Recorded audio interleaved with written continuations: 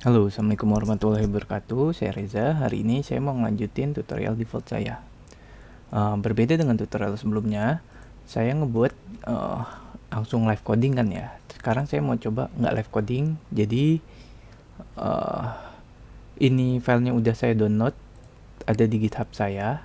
Sebentar, di sini GitHub.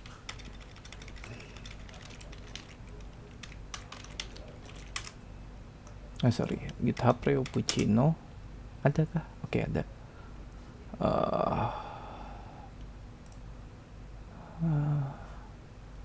Oke, ini udah ada. Sekarang jadi part 5. Ini udah ada part 5. Kita bisa cek sini. File paling akhirnya adalah part 5. Ada part-part yang lainnya. Oke. Terus juga saya biasanya nulis di versi tulisannya di reopuccino.com. Mungkin kalian mau ngecek, bisa cek di sana. Oke. Oke, ini jadi part 5 kurang lebih hampir mirip dengan part sebelumnya. Kalau kita play part 5. Oke, sebentar ya. Nah, ini part 5 saya. Kemarin juga udah buat seperti ini, tapi ini bisa jalan kan ya? Ya, ini salah. Ini aturan posisinya di foreground. Nah, terus saya buat ini tile tambahan. Jadi tile ini kita nggak bisa lewatin sebelah, kecuali kita harus dorong ke sini. Baru ini turun. Dah, baru menang. Oke. Apa aja sih yang berubah? Oke, kita cek level. Pertama, kita cek level collection. Nah, ini udah berubah. Kalau kita lihat di sini ada 3 factory. Factory box yang akan ngambil box go, factory player, ini playernya yang kemarin kita udah kasih tahu, terus factory trigger. Nah, factory trigger itu adanya di sini. Jadi saat box di sini dia bakal ngecek ada berapa trigger yang ada di mapnya. Terus bakalan ngasih tahu kalau semua triggernya udah ditutup sama box, berarti gamenya menang. Dia akan ngebuka gate ini. Tapi kalau belum ya mesti ditutup dulu semuanya ya. Oke, ini sebentar saya beresin. Ternyata ini salah. Ini aturan ada di foreground. Oke, jadi kita nggak bisa lewat. Ya, di sini save, coba kita play. Oke, ini ya, ini nggak bisa jalan. Tuh, terus kita nggak bisa melewat. Nah, ini diberubahkan ya. Oke.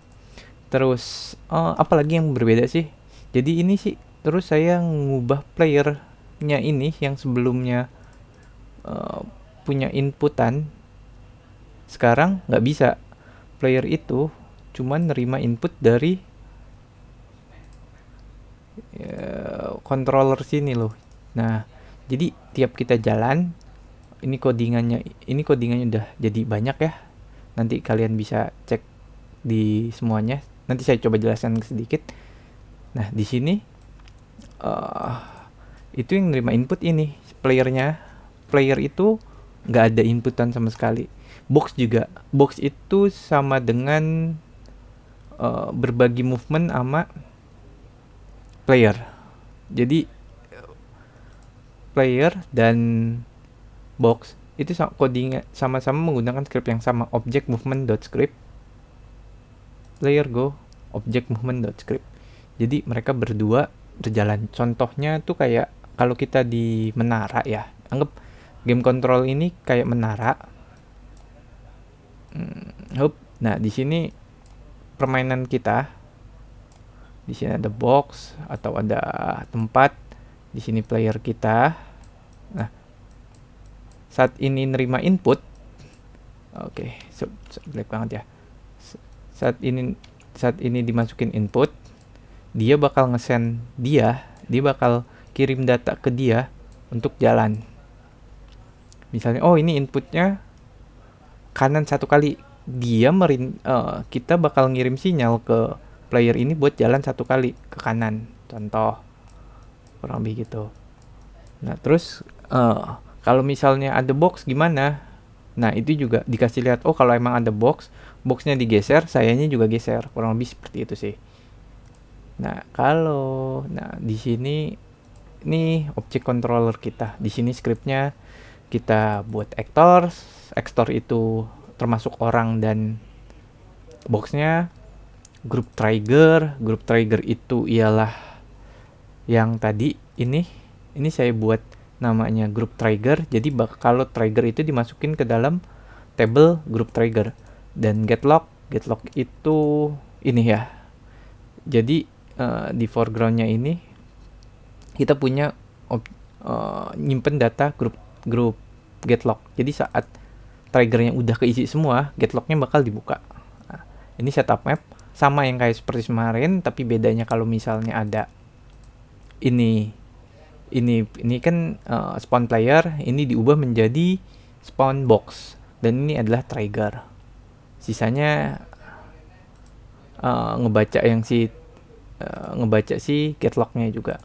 Terus ke bawah kita mirip, kita cek ngecek tail foregroundnya, dicek game object current grid, terus kita cek itu adalah wall apa bukan nih fungsi-fungsinya, apakah objek yang ada objek detail sekian, ada input, ada merubah input dari grid ke string.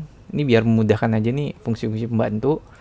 Terus ngelihat semuanya trigger locknya tadi, maksudnya triggernya itu masih dikunci apa enggak, fungsi-fungsinya. Terus kita coba simulasi jalan. Jadi gini kurang lebih, saat orang itu jalan di sini kita lihat kalau misalnya sebelahnya ada orang, maka dicek dulu. Saat kita maju lagi, boxnya dulu yang kita coba dorong. Box seolah-olah kayak kita nih. Jadi saat ini kita hapus. Dah. Ini save erase-nya mana? Ini kita hapus. Nah, jangan deh. Ini yang boxnya ini kita hapus. Di sini anggap ini box ya. Nah, saat kita pencet kanan, contoh, ini kita menyuruh maju ke kanan kedua objek. Nah, bakalan dicek dulu. Pada saat kita maju di sebelah orang ini ke kanan ini ada box gak? Kalau ada box ini akan dicek dulu ke depan. Di depan ini ada wall gak? Kalau misalnya ini ditutup wall gak? Kalau ditutup wall nggak boleh jalan lah, kita nggak jalanin apa-apa. Tapi kalau misalnya di sini kosong, ini kosong bisa jalan, kita boxnya ini kita ganti merah ya. Nanti bakal digeser ke sini boxnya, dan orang ya pindah ke sini karena kita pindahin. Nah itu juga berlaku dengan ada box lainnya di sini. Kalau misalnya ada auto loop, maksudnya di sebelah box ada box lagi gak? Kalau ada box lagi nggak boleh jalan, kurang lebih seperti itu. Nah ini cek yang lainnya. Kurang lebih sih seperti itu ya. Terus kalau kita play, mana tadi kita play. Nah, ini udah tuh. Kita buka, jalan, kebuka, menang. Terus kita coba collection ketiga nih. Contoh ya. Di sini saya juga udah buatin level 3 di level 2 collection. Di sini coba ganti dengan ini level 3. Ini udah ada. Kita play. Nah, di sini kan ada tuh. Nah, di sini ada beberapa objek ya. Kalau ini di sini, ini belum bisa kebuka gitu. Coba masukin sini. Coba masukin sini. Ini kebuka, tapi pada saat kita tutup, dia ketutup lagi. Makanya contohnya seperti itu. Nah, ini aja sih tuh. Dia masih menang. Udah selesai. Kurang lebih sih seperti itu.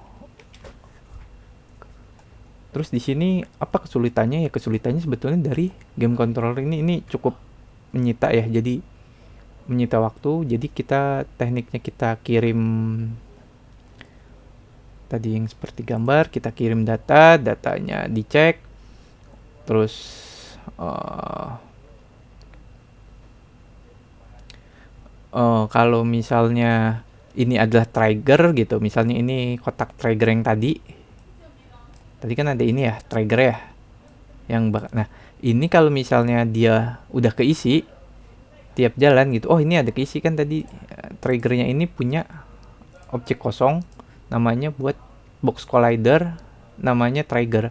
Jadi dia ngirim data, dia bakal kirim ke sini, sinyal ke sini ke controller buat oh iya, semua lock, semua map lock bakal dibuka. Nah, Waalaikumsalam. Sebentar.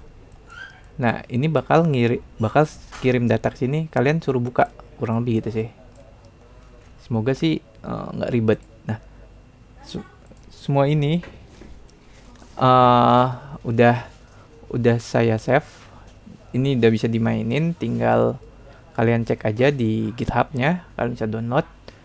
Terus coba dimainkan aja, coba mempelajari. Kalau misalnya ada pertanyaan silahkan bertanya. Kalau misalnya bingung juga boleh bertanya. Di sini saya emang agak beda karena pengen tahu apakah video ini lebih baik dengan video live coding saya yang berantakan sambil ngejelasin gitu. Oke, udah itu aja. Sekian dari saya. Assalamualaikum warahmatullahi wabarakatuh.